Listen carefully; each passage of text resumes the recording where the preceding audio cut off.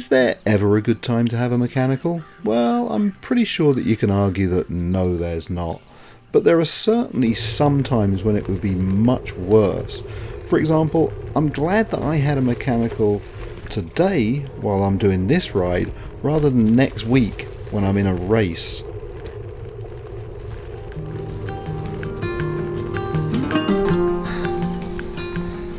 Good morning. It is ridiculous o'clock in the morning. In fact, it's 6:30 in the morning and I'm back on one of my favourite rail trails, which is the Caledon Trailway. I realised that next weekend I have a gravel race on and I've not really done lots of long steady kilometres, so the plan today is just to get a nice easy I don't know, 85 kilometres under my belt. Morning.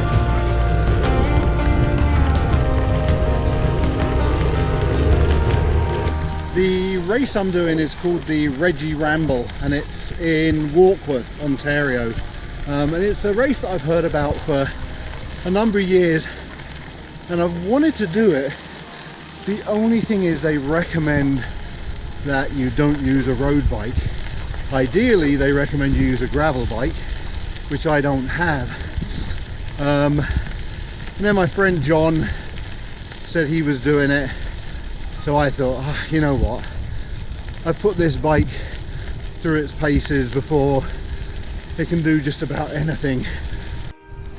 The Reggie Ramble has three races, three distances, a 200, a 130 and a 65, and I'm doing the 65, and apparently there are quite a few really punchy rocky hills where you need a gravel bike's climbing gears, so I suspect I may have to get off and walk up there, which in a way is okay because it then kind of takes all of that competitive edge out of it, and you know, I just have to resign to the fact that I'm going to be riding in beautiful countryside and doing what is sounding like a really interesting race. Thank you.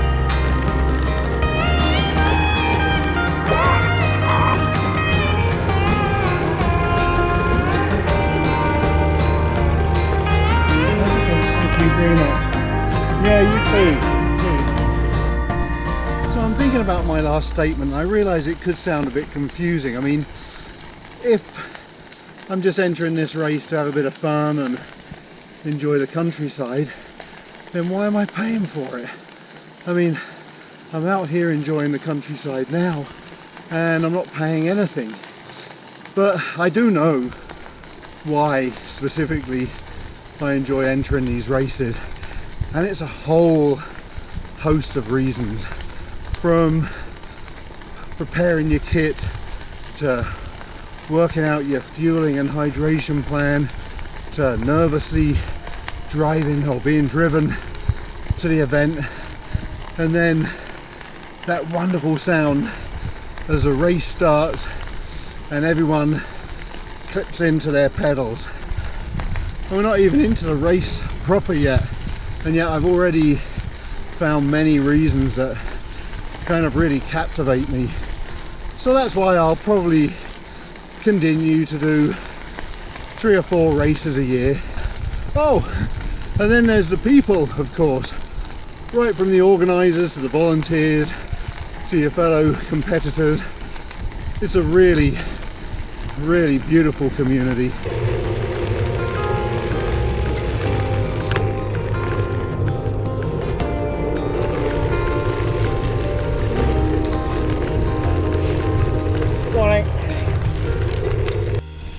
So I mentioned that this is one of my favourite rail trails, and it really is. It's a great length for a start. It's 39 kilometres in one direction, so out and back is, you know, best part of 80 kilometres, which is a nice ride. Goes through Beautiful farmland and countryside, real interesting little towns.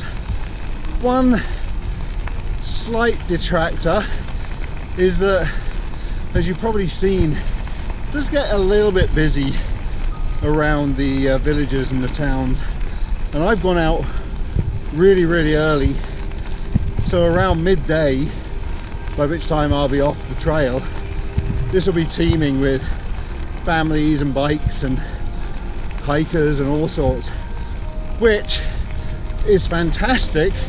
It really is, but I do choose to, you know, avoid the busiest times.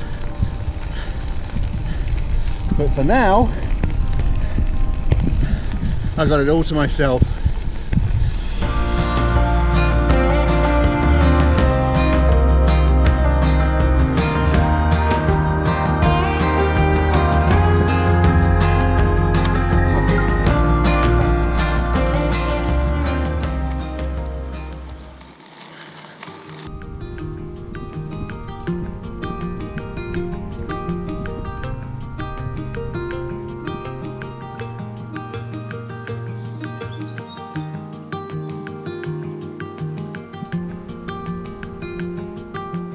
I just had to stop and take advantage of the view from this bridge, because the next bridge we cross, the view will not be quite so pretty. You'll see what I mean in a minute.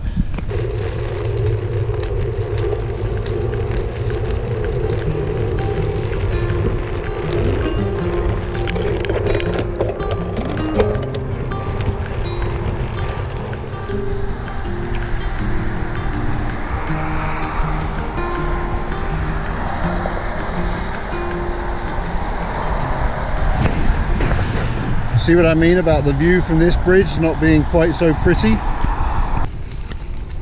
So that road, which was far too busy for 8 AM on a Saturday morning, was Highway 10, or otherwise known as Hurontario Street. The name itself is a portmanteau, because at the north end is Lake Huron and at the south end is Lake Ontario. And when I was first in Canada 26 years ago and I heard that name, for some reason I thought that was so clever. I guess it is. Yeah, it is kind of clever. This is the end of the trail, or well, according to this giant rock, it's the start of the trail, but at the very least it's the turnaround. So I'm going to head back. I've done 39.2 kilometers. I'm actually going to go this way because I want to show you guys a very tiny village of Terracotta, which is really picturesque.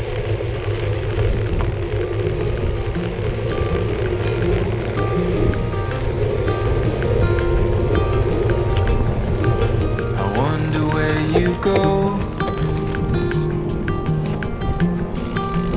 when we're in the same space. No, it's not, is it? You're more like a ghost. Yeah. In between a place and a feeling.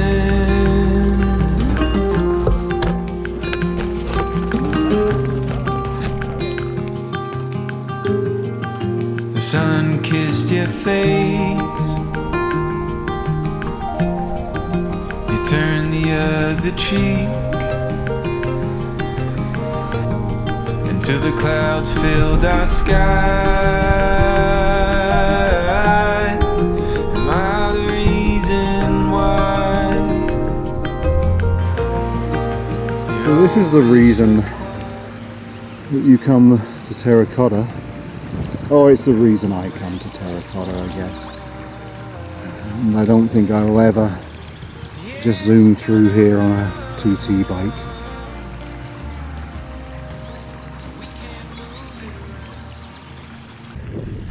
Just after leaving the river while climbing a hill, I heard the gentle plink of metal on asphalt, and I looked down to see my chain lying in the road.